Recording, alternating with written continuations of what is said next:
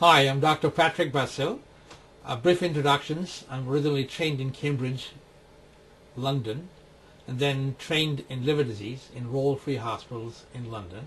Came to this country and trained in Mount Sinai Medical Center, particularly for liver disease, and then trained in other universities for special trainings, the Mayo Clinic in Rochester and Mass General Hospitals in Massachusetts as a part of Harvard Medical School. Today I'm going to give a small, brief introductions and also orient you with certain diseases, particularly liver diseases, which are very, very important. First of all, we'll talk about chronic hepatitis C. Hepatitis C virus has been around for about 20 years, but in real sense, it was around much earlier days. From the molecular footprint, it was found maybe 235 years ago. It was found in primates in Africa.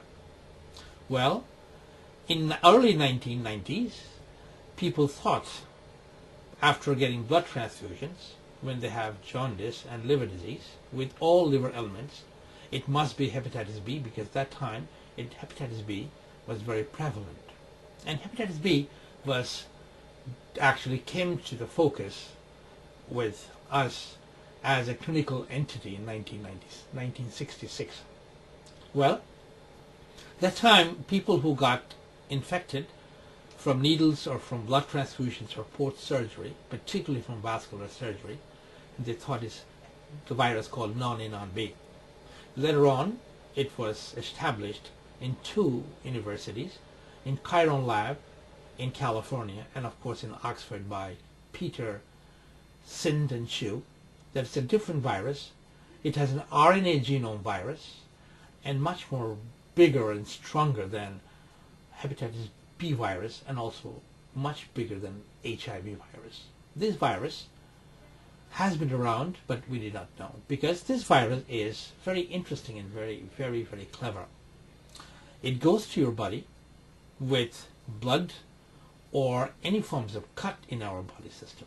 Most of the time, globally, if you look at, we have around about 200 million people are suffering from chronic hepatitis C. In this country, it's about 2.7 million people.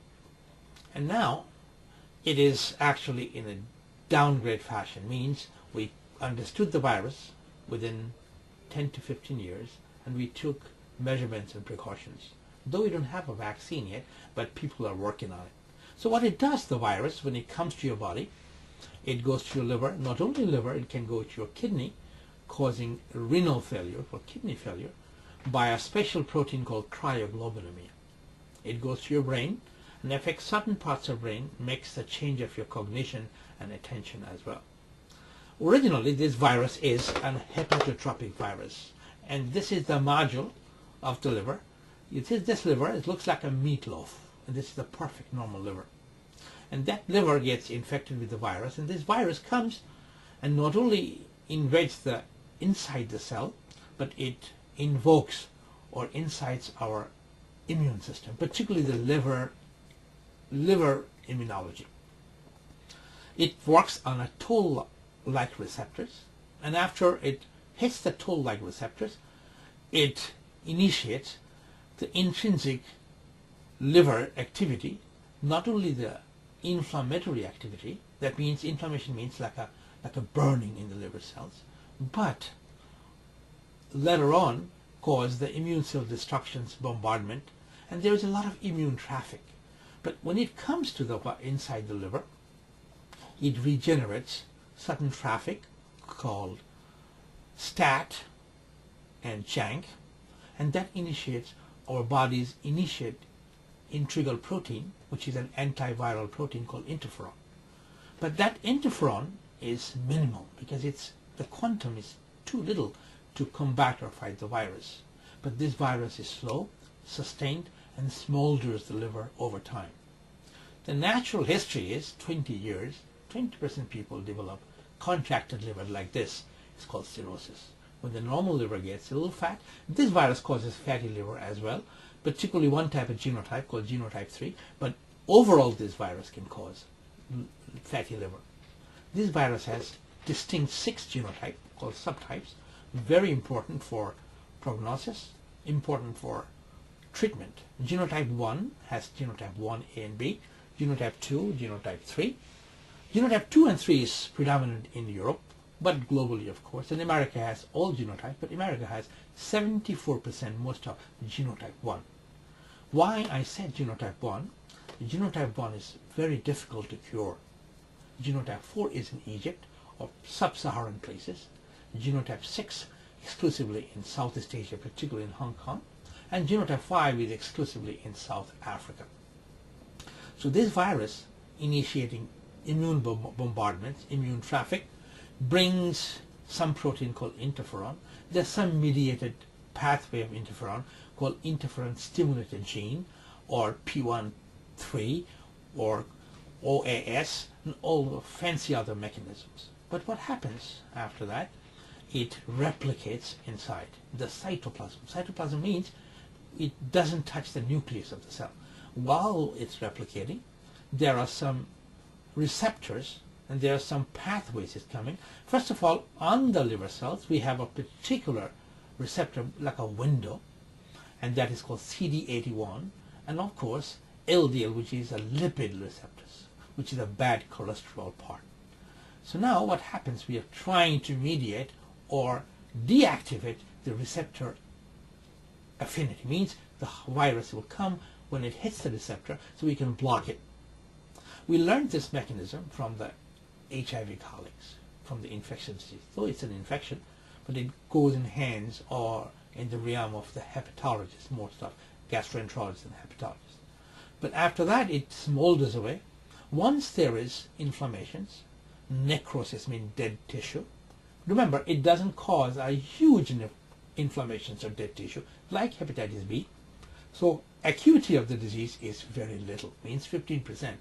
But certain times this 15%, body's immunity comes and fights the virus, and virus disappears. But most of the time, 85%, it goes into chronicity. But while it goes into chronicity, it doesn't make any dent physically, means doesn't cause jaundice, no liver failure. Just only symptom is fatigue, fatigue, and fatigue. Besides fatigue, it can initiate other immune complexes. Number one, joint pains called arthalgias. If you have psoriasis or if you have lichen planus, skin disease, it can exacerbate. It can exacerbate diabetes, and for a longer time it can cause a T-cell lymphoma as well. So this is a lymphoproliferative disease. Also causes insulin resistance, causing diabetes. It can cause any other syndromes, particularly sarcoidosis. Lupus can flare up. And these are the basic symptoms, and sometimes dry skin called Sjogren's disease.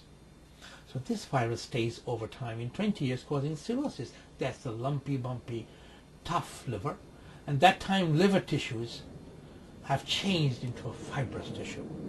So all the blood flow goes to the liver and nutrition from portal vein that bypasses the liver and goes into through other systems, particularly stomach and esophagus, causing big juicy veins called varices.